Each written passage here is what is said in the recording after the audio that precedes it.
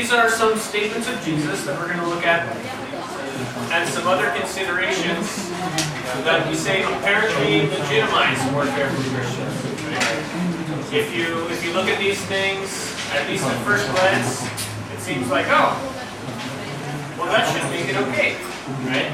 Well, we'll see. So let's go and take a look at a few of those. The first one that we come to is from those very non-resistant passages that Jesus talked about, right? Back where we saw in the Sermon on the Mount, not eye for eye, not resist an evil person. He says here, whoever forces you to go 1 mile, you go with him 2. Now, how does that make warfare okay? Well, the objection is from this word translated forces. They say that's a technical term. And it means the requirement of service by the state. That's true.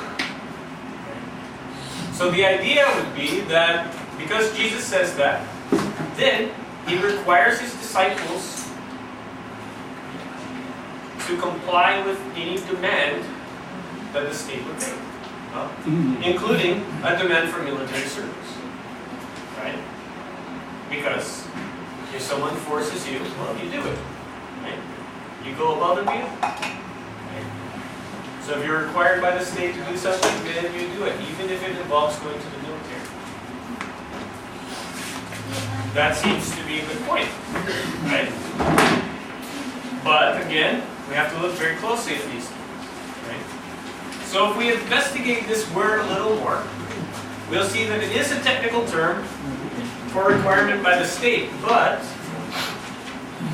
it was originally used to talk about the postal system of the Persian Empire, right?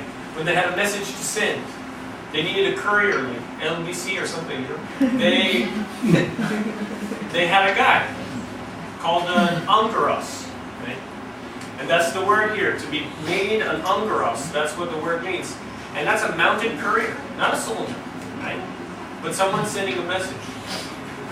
Now, the Romans actually took over this system, and they had the Roman Angaria, and they were mounted riders, mounted messengers that had set checkpoints every so many miles or whatever, and they would send a message. Rain, snow, it didn't matter the weather, it didn't matter the circumstances. Those guys got on a horse and they rode to the next station and dropped off their message. Or they got another horse and they rode to the next spot. Right? And that's where that term comes from. That's what that term really is. Right? And so that term, though, as time went by, the verb of this, it became used not just for messengers and such, but any kind of state labor, right? Just general labor, but not military service. Right? There's no evidence of places where it's used for military service, just labor in general. For instance, this is used in other places in the New Testament because Simon, right? Simon of Cyrene, the guy who was standing there when Jesus was going to be crucified, they forced him to take Jesus' cross and carry it. Right? It's the same word that's used here by Jesus in the Sermon on the Mount. Right? It's forced labor, but it doesn't really have anything to do with the military. And another consideration here is that Jews, remember, cannot be forced to serve in the Roman army. Right? So why would Jesus tell the Jews that if someone forces you to be part of the army, then do it? Right? Because they can't be forced. But they can be forced to do other things, right? Like carry messages, and carry water, and haul things. And that was very common. And so it's that Jesus is talking about. Can't really be military service. So that does not provide a valid objection. Right? Moving on. Jesus, there's no record of him mentioning of him making any kind of disapproval of service in the military, the military call, right? Jesus met with some soldiers, right?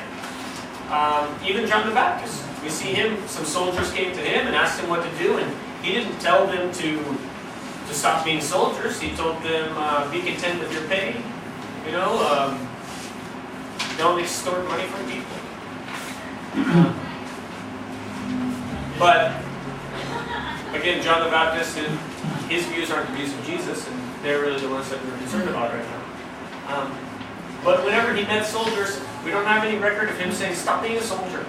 Right? What they're doing is bad. Doesn't happen. In fact, there's a situation where a centurion, right, asks Jesus to heal his servant. Right? Now, a centurion is a commander of 100. Right? So a military commander.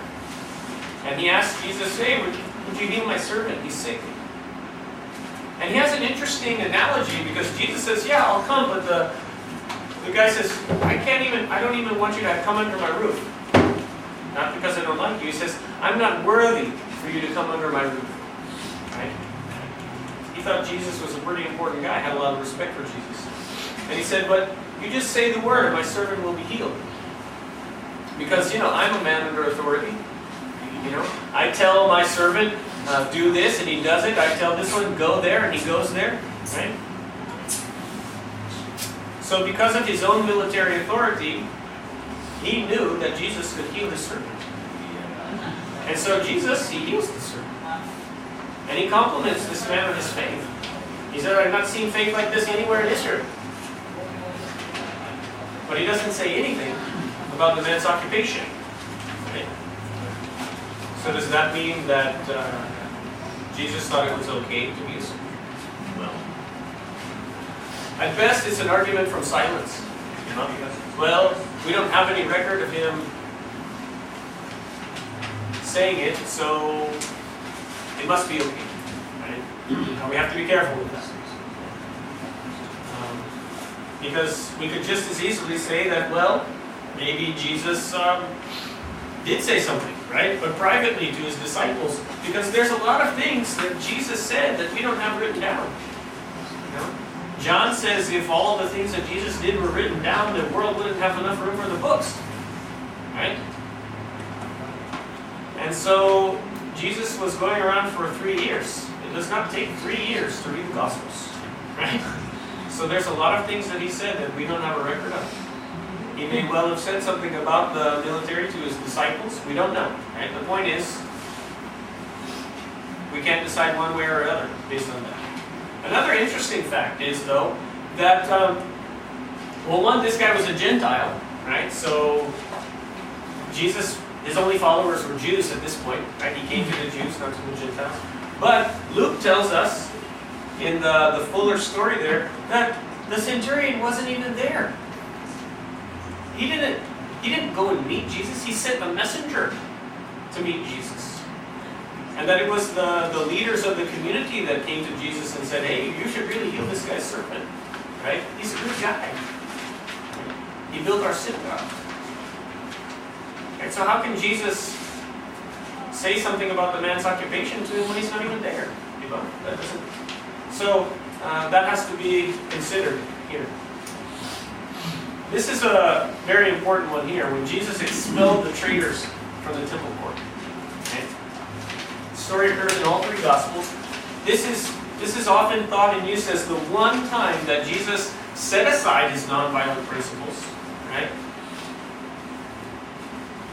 And used force to accomplish something, right? Because the Gospel of John tells us that he made a whip of cords, right? So if you're driving out a bunch of people with a whip, that's kind of violent, right? That leads you to believe that maybe Jesus had some different ideas that we're not so sure about. But again, we have to look very closely at these things. Okay. For one, the whip of cords is only mentioned in the Gospel of John, right? And for what it's worth, some people, some modern scholars, they don't really accept John's account as the most accurate because, unlike the other 3 Gospels that have it in the last week of Jesus' life, John includes it at the beginning of Jesus' ministry, John chapter 2. so if you can't trust the timeline, maybe you can't trust the details. I, for one, I agree with the timeline and the details. It doesn't matter. But for what it's worth. But the important thing here is that if you look carefully at the words, the wording that John uses, right? He says, making a whip of cords, he drove all out of the temple, the sheep and the cattle, right? The words that he uses don't imply that Jesus used it on people, but that he made a whip to drive out the animals, right? And so, when you think of it like that, well, there's no violence here against people, right? None of the other accounts even record the whip. He just says that he drove the people out. The word that's used there is the Greek word ekbalon, which means to cast out, quite literally. This is the action that Jesus used on the people. He cast them out of the temple. Now, does that mean that he grabbed them by the cloak and he threw them out the gate? Right? He cast them out, he threw them out? That would seem to be kind of a violent thing, right? Definitely some physical force. But if we look at the other usages of this word, we can see that that might not be the case. It's also used for Jesus being sent into the wilderness by the Spirit, of him expelling the mourners from Jairus' house, right? It's used for God sending workers out into his vineyard. It's used about a man taking a splinter out of his eye, right? A speck out of his eye. It's used for a house owner bringing things out of his store, that he has good things and bad, new things and old. It's talking about a man who takes money out of his purse, and a shepherd sending sheep out of his fold. So when we consider all those, we don't really get the picture of Jesus throwing people out of the temple, right? Violently forcing them out. It gives us the idea of, it could just be an authoritative dismissal, right? And if you think about it, it's not really possible for one man to drive a whole crowd of people out by force, right? Or even the threat of force. Because what are you going to do? We want to be here. We'll just grab you and throw you in jail, right? You can't hurt us all, right? And so that doesn't really make any sense, right? Especially after we saw that he just used the whip on the animals. But if you consider Jesus and his state of mind here, right? We see from the rest of the account the disciples remembered zeal for your house will consume you, right? He was very passionate. Right? It says in another place that he wouldn't even allow people to carry a vessel across the temple grounds. Right? He says, this is supposed to be a house of prayer. You've turned it into a den of robbers, right? A cave of thieves. So he was very passionate. And when a passionate man starts to do something, and a passionate man like Jesus, right? Jesus, we know that he was a teacher, a very well-respected teacher. Now, the Pharisees, they didn't like him, right? They didn't like what he was saying, but everyone respected his teaching. And that was one of the reasons that the Pharisees didn't like him, because all the people respected him so much, right? So when you get somebody like that has that kind of authority, and that has this kind of passion, and he tells people, get out, right? Then people are going to move, right? But regardless of how you look at the story, right, there's nothing in it like wounding or killing at all, right? Jesus drives the people out, however it is, but there's no way to get that it's okay to hurt people or kill people from his example. Well, that's just the plain and simple truth. Now, aside from that, Jesus talks about wars in the future. So if Jesus talks about wars that are going to happen, well, maybe Christians are going to be involved. He says nation will rise against nation, kingdom against kingdom. Right? Well, you might get the idea that if Christians are in those nations, that they're going to rise up. You know? He talks about the coming destruction of Jerusalem and the temple, right? This is really the context of that time. We saw flee to the mountains, right? Where he said, go away. He talks about several parables and stories of kings that came in and destroyed people's cities, burned their cities, killed all these people. There was a story of a guy who, he was going to be king, but some people didn't want him to be king, so he had all those people executed. Right? There's several stories that Jesus tells of masters punishing their servants with various degrees of violence. You know, sometimes they're whipped or flogged, sometimes they're cut in pieces, thrown into the outer darkness where there's weeping and gnashing of teeth. You know, those are some stories that give us the idea that Jesus was maybe okay with these kinds of things, right? That he expected that they were going to happen. But as we look at these things, these stories show us very clearly that Jesus believed that God punishes sinners very severely, right? And that he was particularly going to come and punish the Jewish nation very soon, right? With the destruction of Jerusalem and the temple and all of that. That he was telling his disciples about, right? So, thinking about that, right? This really severe side of God's nature, Jesus knew that was going to happen. He knew that it was going to be like that. But we have to ask this question: if God is going to use the Romans, right? If he's going to bring in this Roman army to punish these Jews who have sinned against him, who have not listened to him, right, and turned away from him, and killed his son, right? Can we assume that Jesus wants his followers to do the same thing under certain circumstances, right? If it's acceptable for God to use the Romans, maybe he'll use us in the same way, right? And that's an idea you hear a lot about. When nations try to go to war, oh, God has sent us on this mission, right? God wants us to go and fight and do these things, right? Is that a valid justification for us?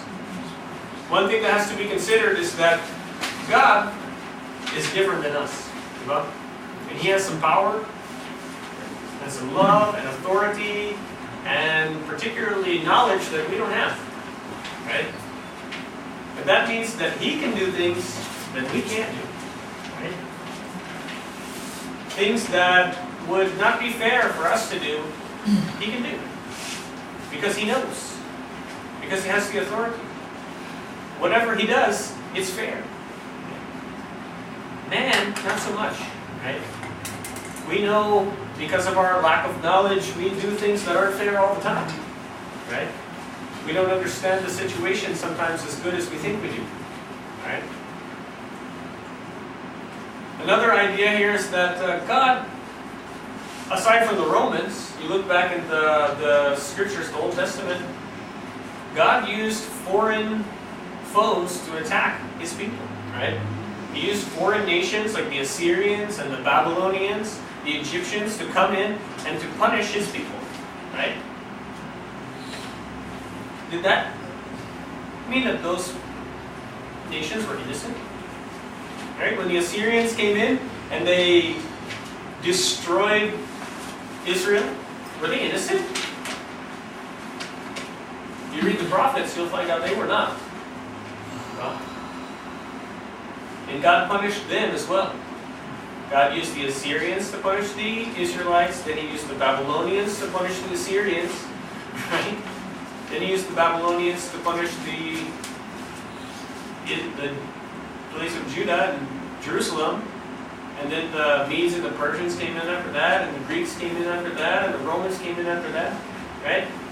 It just goes right on down the line. It's very interesting. You can see in the prophets how God was going to punish these nations that he had used to punish the nation. Even Israel, right? He sent Israel into the promised land to destroy the Canaanites, right? To wipe them out completely. Well, that's kind of, wow. But when they didn't obey him, then that's when he started sending all these other nations to destroy them, right? So people that don't do exactly what God wants tend to get punished for it, right? And just because someone goes to war and fights to inflict a punishment that God wants, doesn't make them innocent. So if you think about it, these Romans that were sent, they're unenlightened Gentiles. They don't know any better, right?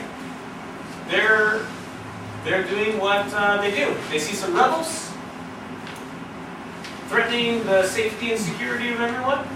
These Jews trying to rebel and start their own nation. Well, we'll go in and stamp it out, right? Destroy them. Put down the rebellion, right? But Christians, they might well have a different duty. But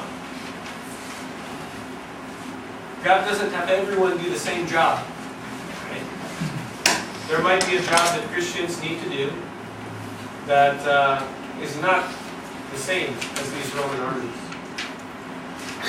Another thing to consider is that all these parables that Jesus talks about, and these wars and destruction and stuff,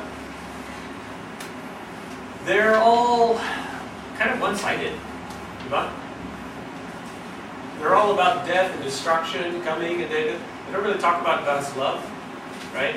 These kings coming in and destroying these people that turned against him. That kind of leaves out the idea of God's love, even though we know that God's love is there, right? And when you look at what Jesus asks us to do, he asks us to imitate God, right? We saw it back before, love your enemies, pray for those who persecute you, be perfect as your heavenly Father is perfect. But Jesus really only asks us to copy the gentle side of God's nature, right? The loving side, the caring side. That's how we deal with sinners, right? With meekness and with truth. Not the punitive side, the punishing side. There's nowhere where Jesus tells Christians to go and punish evildoers, right? In fact, we see quite the opposite. Do not overcome evil with evil, but overcome evil with good, right? So there's a very interesting idea there that we need to consider. That even though it's okay for God to do these things, and God does lots of punishing, and there's going to be lots of wars, that doesn't necessarily mean that Christians are going to take part in them. Now, Jesus also makes some allusions to war as illustrations, right? Makes some references. He talks in one place about two kings going to war, right? And when one king is going to go to war against another king, he says, well, he figures out, can I defeat him with this many men? Right? I've got 10,000, he's got 20,000. Can I defeat him? If he can't, what does he do? Well, he sends a message to the other guy asking for peace. Right? Now, does that mean that if we figure it out and we can defeat the other guy, then we should go to war, otherwise go to peace? Really, Jesus is using this as a metaphor about being a disciple, right? When you're going to follow Jesus, he talks about how, because people are wanting to follow him, right? Oh, let me follow you, let me do this. And he says, I don't even have a place to put my head. This is not an easy life that Jesus was living. So he said, if you're going to be my disciple, there's some costs that you need to consider, right? Just like a king. Just like a guy who's going to build a tower, right? If he doesn't have enough money to finish it, then he's not going to start. Because otherwise everybody's going to laugh at him for putting down a foundation and not being able to do the rest of it. Jesus says in another place, I did not come to bring peace, but a sword. Well, that right there sounds pretty much like Jesus didn't come for peace, he came for war, right? That would be some pretty compelling evidence against the conclusion we came to earlier, right? But how does that match up with what Jesus is talking about? He didn't come to bring peace, but a sword. You look carefully at what he says there. Okay? He talks about mother being divided against daughter, and father against son, and brother, and all these things. Does that mean that we're just supposed to start killing our relatives? Right? Is that what Jesus is saying? I didn't come to bring peace, but a sword to turn a man against his father? Right? That doesn't sound like war. That sounds like murder. Well, but if you consider it for a minute, it's really only a metaphor. Again, this sword is a metaphor for dislike and hatred that's going to come between people. Because not everyone's going to want to follow Jesus. Not everyone's going to accept his teachings. And so families are going to be divided, right? Fathers and children, right? Children will hand their fathers over. Well, it's very harsh, but it's not war. There's no violence on the part of the Christians there. It's just that people aren't going to like them very much. And that's what happens when you start saying stuff that people don't want to hear.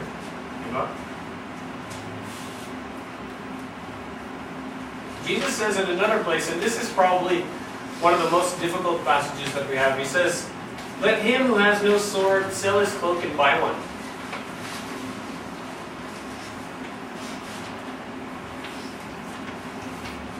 Why is Jesus telling his disciples to buy a sword if he does not expect them to use it? Right? Why would he do that? That's something that we really need to think about for a minute. Why does Jesus say buy a sword? Now what's the context? Always have to look at the context. Right? This is from the Gospel of Luke. He's talking to his disciples at the Last Supper. Right? And he's there with them and he's asking them. He says, "You guys remember when I sent you out before?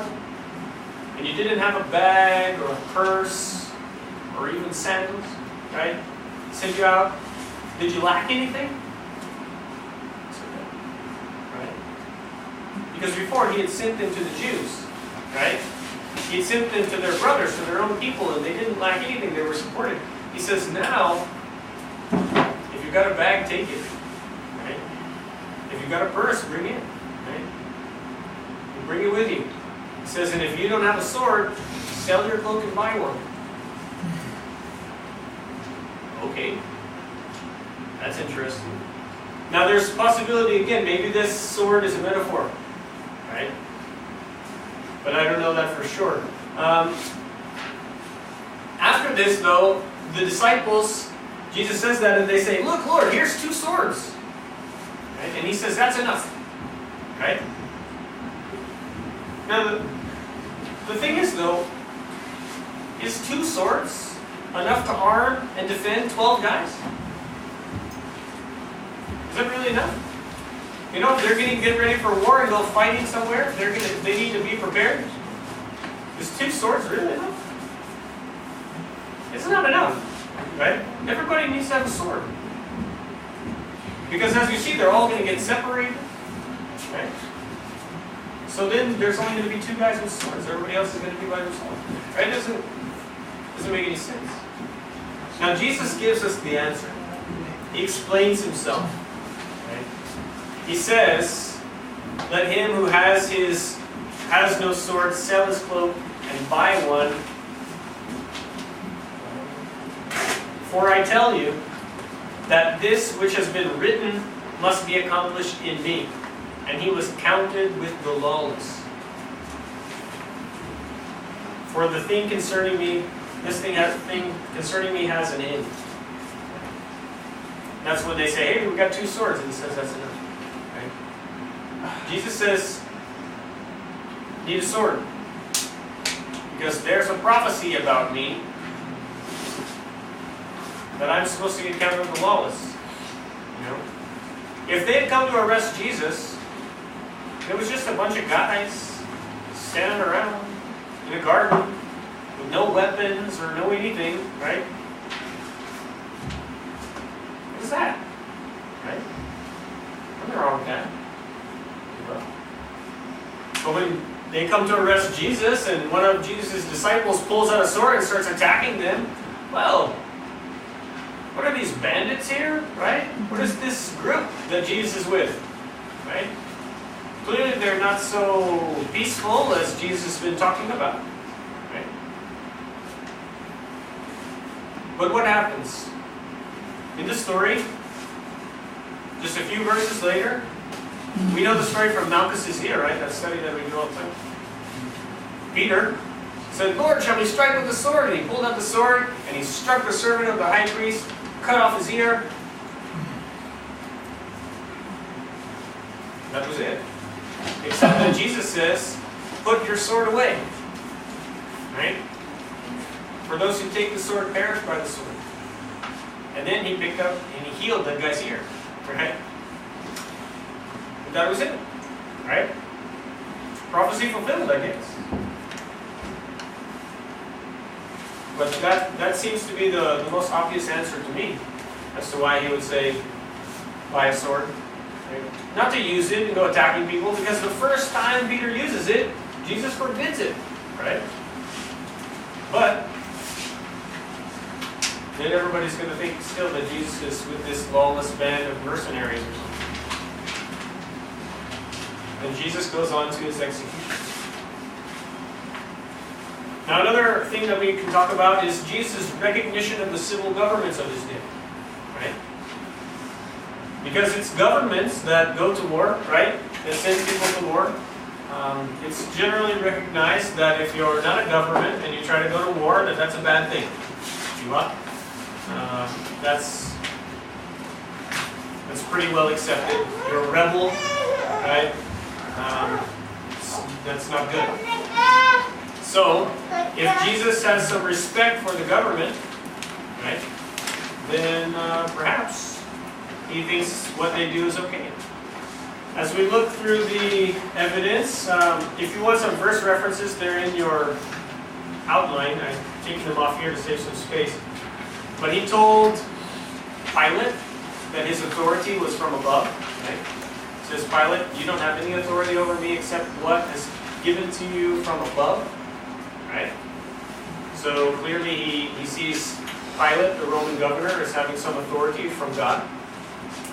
He spoke about the law of Moses as the word of God. This law of Moses that included the death penalty for various sins. So if that's the law of God, that's what God wants you to do, that's the word of God. Well, that's something to think about. He talked about judgment. When he rebuked the Pharisees, he said that judgment was one of the more important matters of the law. And he was upset with the Pharisees for neglecting it. Now what's judgment? It might be the administration of justice. Right? And, you know, the government, when they administer justice, people get thrown in prison. People get killed. People get punished. But a lot less nowadays than back then. Looking into some history of the Roman government, they put people to the rack a lot of times, so they tortured them to get confessions. They would even torture witnesses. So, you know, and that's the environment that Jesus is talking about. Jesus was completely obedient to the Jewish law, right? He had great respect for the law of God, right? And the government that it set up. You can even see him talking about the Pharisees to the people. He says, you listen to them. Do what they said. They sit in Moses' seat. They're the ones in charge. He says, but don't do what they do. because they're not good people. But he says you listen to them because they're in charge. That's kind of interesting. We know that Jesus paid the temple tax, even though that he thought that he was exempt from it. You know, Peter comes in and he just told some guy that Jesus is going to pay the tax. And Jesus asks him, you know, people that are in charge, who do they tax? Their sons or other people? And he's like, well, the other people. So Jesus says, so the sons are exempt then, right? In other words, if Jesus is God's son, he shouldn't have to pay God's tax, right? But he says, go pay the tax. You know, he gets it miraculously from a fish or something, but it says, go pay the tax for you and me so they won't be offended. Right? That's kind of interesting. We know, like we said before, he told his disciples to comply with the state's demand for forced labor. Right? We saw that wasn't military service in particular, but just general labor, but still, that shows some respect for the government, right? And for those in authority.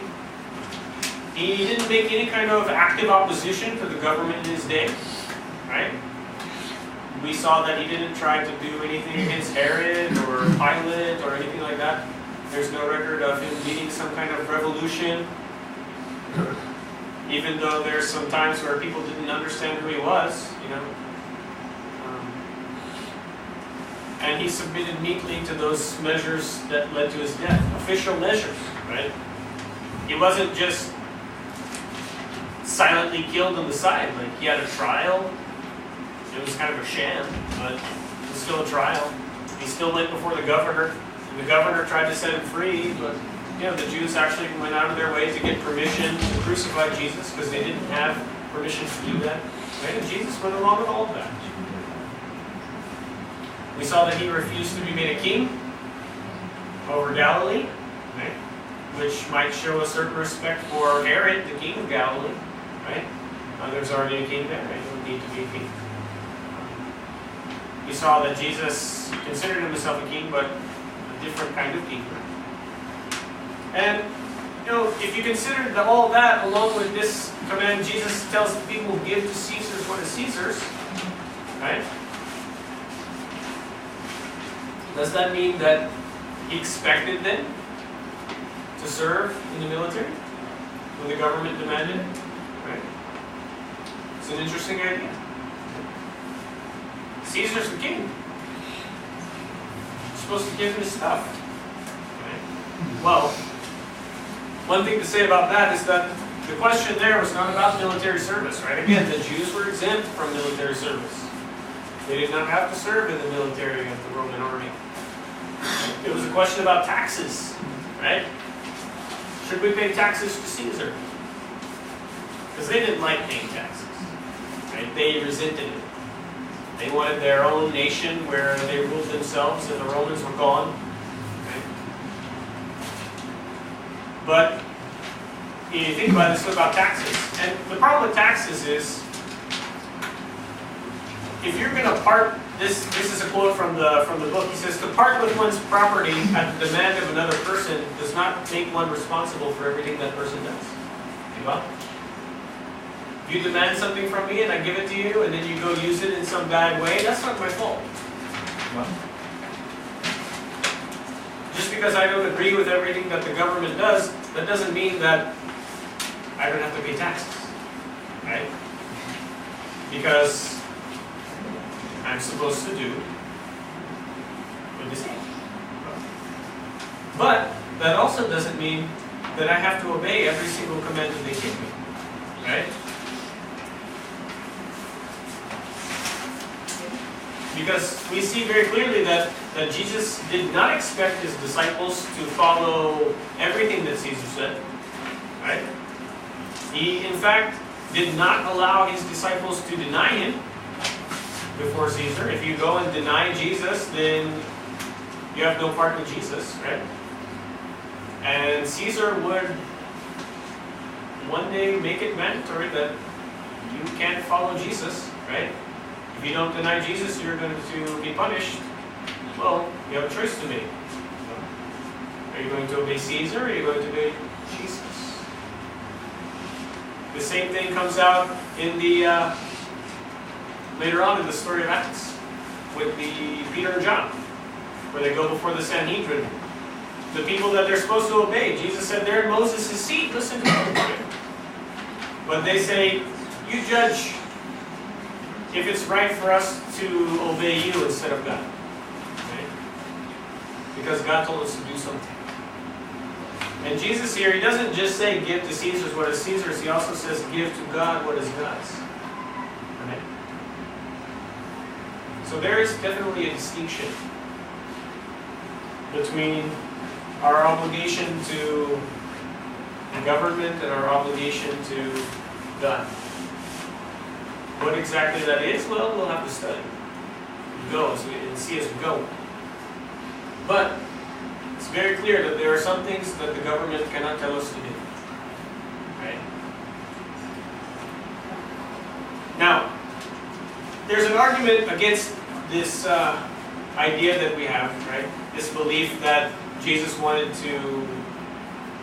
his disciples to do all these things and take all these things literally. And that's that if you obey the teachings of Jesus, these non-resistance teachings about turning the other cheek and just giving people things when they ask you, and if they force you to do something, you do it more, that will actually destroy society. Right? That the peace and well-being of society will go away, and that there will just be anarchy. Why? Well, because if you take away the right to use force, then what about people that don't agree with you? Right? What about people that were only following the law because of the force? Right? They're not going to follow the law anymore. They're just going to do whatever they want. There's going to be anarchy, chaos.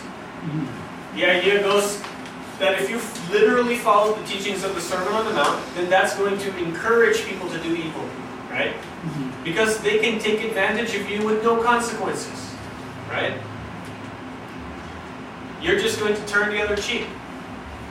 You're just going to give them what they want.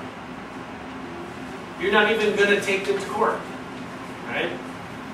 You're just going to give it away. And you're going to love them and pray for them. That's all. Right? The idea is that instead of a kingdom of heaven, we would just have a paradise for thieves and criminals. Diba? That's an interesting idea, right?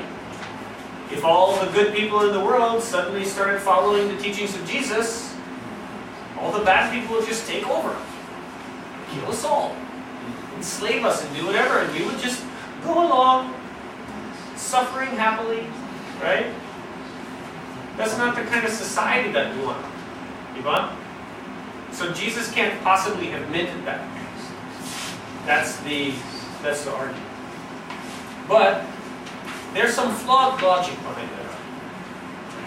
And we'll see this more as we get into the discussion of the early Christian attitude to things in some of the writers, because some of the pagans were making this same argument at that time. Some of the Romans, if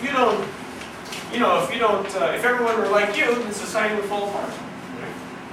But a couple of things need to be considered. One, all these teachings that Jesus had are only meant for his disciples, right? Everyone in the world is not just going to suddenly start obeying the teachings of Jesus. Much less just only the good people, and then there's lots of bad people out there that are going to take advantage, right? That's not realistically how it happens. It doesn't work that way.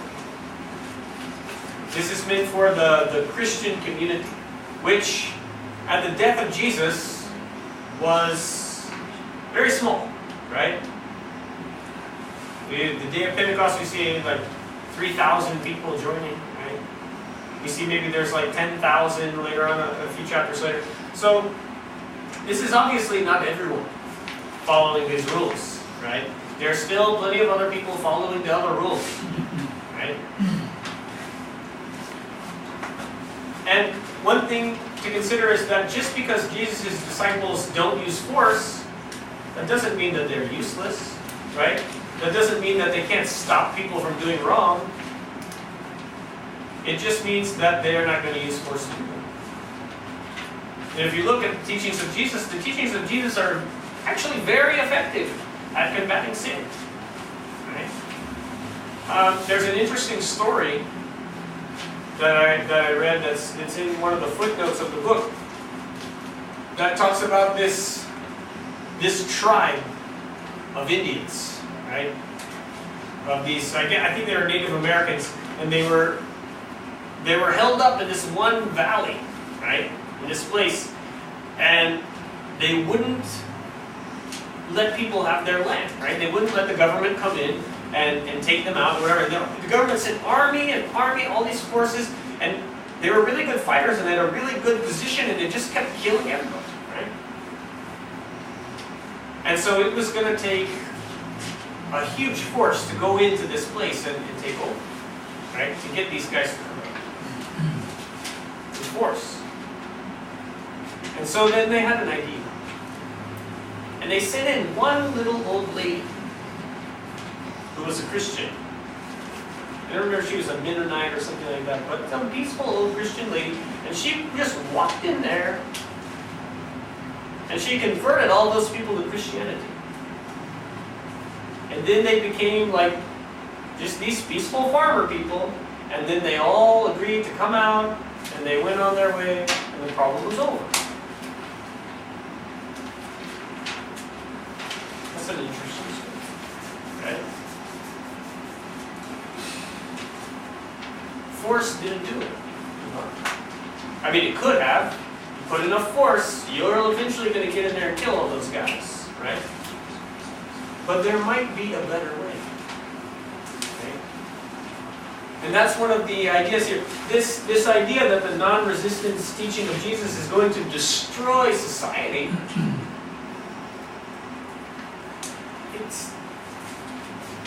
that's just based on an assumption, right? In actual fact, it doesn't work like that. The teachings of Jesus are much more effective at stopping sin than any amount of force, right? Another thing is that as more people become Christians, while there's less and less people that use force, there's also less and less people that need to be forced, right? Just like that story, those people in there, they needed a lot of force to be converted, right? To be taken care of. But once they converted to Christianity, you didn't need force anymore. You just said, "Come on out, we want this man," right? And they just gave it to them. They became peaceful. So as more and more people become peaceful, that leads to greater social security. That doesn't just end society, right? Because the people that are becoming Christians, it's not that all the good people in the world instantly follow the teachings of Jesus, right? It's that the people that are following Jesus teach other people, and good and bad people alike start to follow the teachings of Jesus, right? And slowly that builds and goes out. Right? And so it's a gradual process. And so it can't possibly lead to the destruction of society like these people fear it will. But it actually makes things a lot better. And if you look in the Roman Empire, that's kind of how it was. As we'll see, some of the writers say, you talk about how we cause all these wars because we don't worship your gods, but the wars have been going down as more and more of us have been coming up. So that idea that following Jesus' teachings literally is going to destroy society, it doesn't hold up. There's no proof of it. And the last thing we're going to talk about tonight is this, the interim ethic theory. What does that mean? Okay. This is an interesting idea. The idea that Jesus, he really did teach and believe the things that we talked about before, right? That he really did not believe in the use of violence. And he told his disciples, don't do that, right? It says that's really how it was. But the part of this theory is that they say the only reason Jesus taught that, the only reason he believed that, was because he thought the world was about to end. Well, I'm coming soon. These things are going to happen within this generation, right? He thought that his return was going to be right away, and that whatever world order there was, and all the nations, and all the evil, and everything was just going to be wiped out, and the judgment of God was going to come, and the kingdom of heaven was going to be there. You know? And so, of course, you can follow these teachings of Jesus for a generation, right? And that's not going to cause any problems. And besides, Jesus is coming back pretty soon, and so we're all going to get rewarded for our sacrifice, and that's great. But the idea says, because that didn't happen, here we are 2,000 years later, Jesus isn't around, the world has kept on going, right? Christianity has grown and grown to the point that, well, we want our own country, right? That modern Christians don't have to follow this example, right?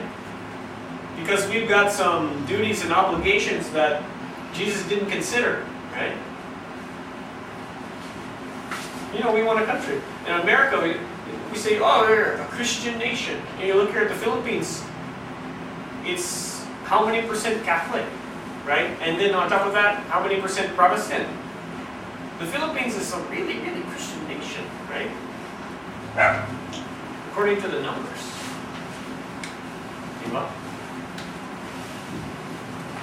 So if we're a nation and we're all Christians, well, what if another nation comes and attacks us?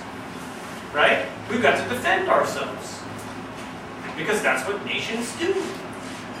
Right?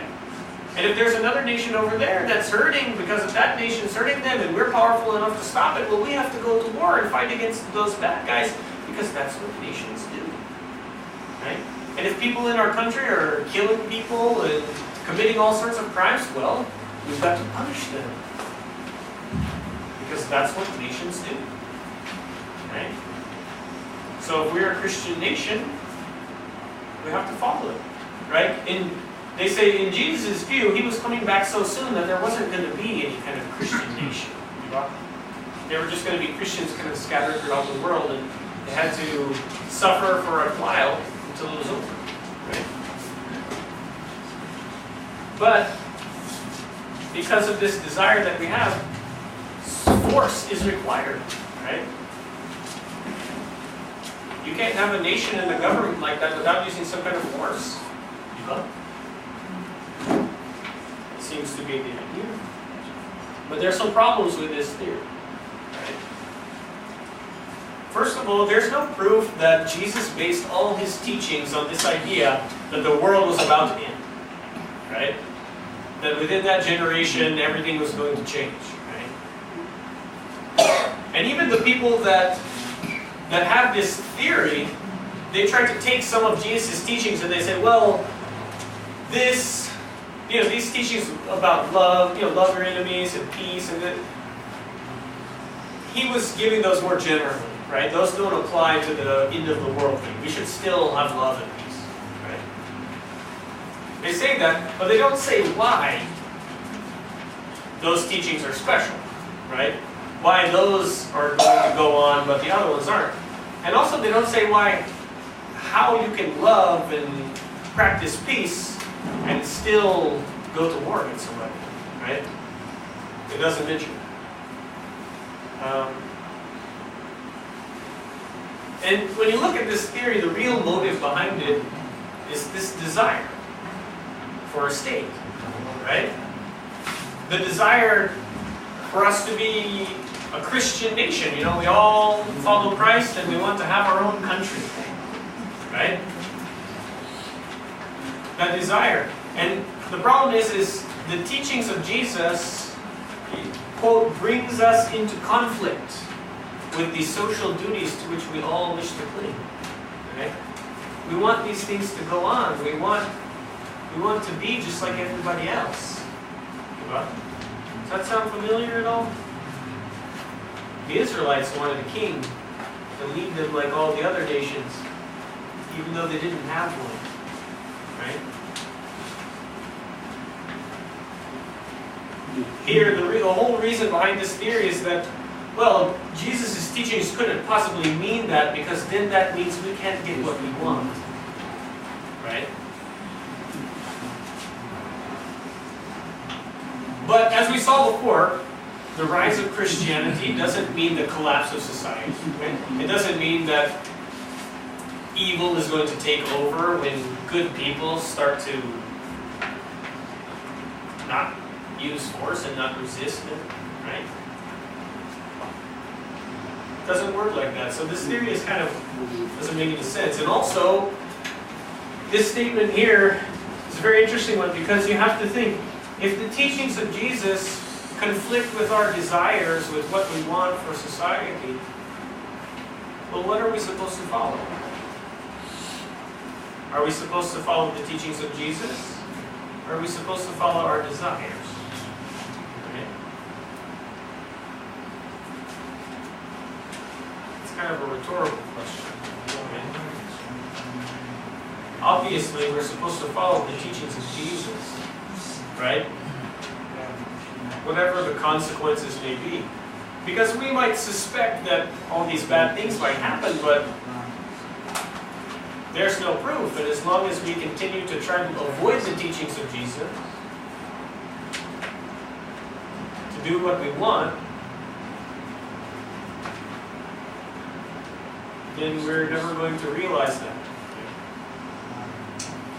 So this interim ethic theory doesn't. With that, there's a summary. So we look at Jesus' teaching. He never spoke directly about it, right?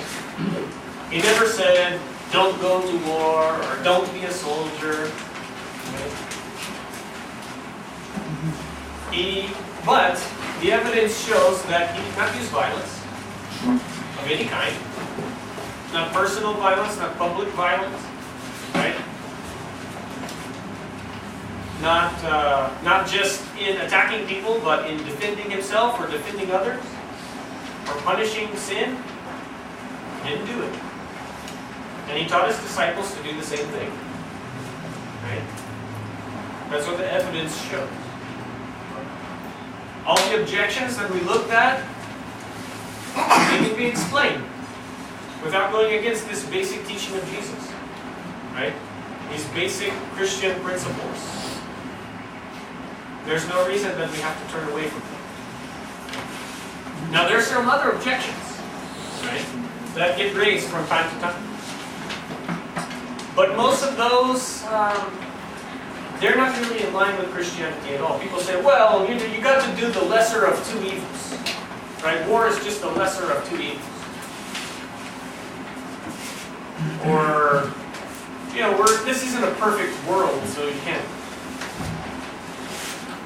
If that's your reasoning, well, you're not really following Christianity at all. Because you say, well, we can't follow the teachings of Jesus. We have to do something that's evil because we don't have any other choice. And that frankly doesn't line up with the teachings of Christianity. Right? Now, if there's other objections, I don't know, maybe we can talk about some of them in question. But from what we've seen so far, Jesus didn't use violence. He taught his disciples not to do it. And that's what we have to consider as we go forward. So after this, we've made some conclusions tonight. Right? And we've looked at a lot of things, but there's more evidence. There's more things to look at. We need to look at the early church. And see, did the early church come to the same conclusions that we're talking about? Right? Did they think these same things? Because again, they were a lot closer to the time of Jesus than we were. Right? Some of them knew the apostles. Right? Or knew students of the apostles. Right? So that's something that we really need to consider. But we don't have time today. We're going to do that tomorrow and again on Friday. So tomorrow night, we're going to come back and look at early early Christian forms of the disapproval of war, right? War's not good. Why?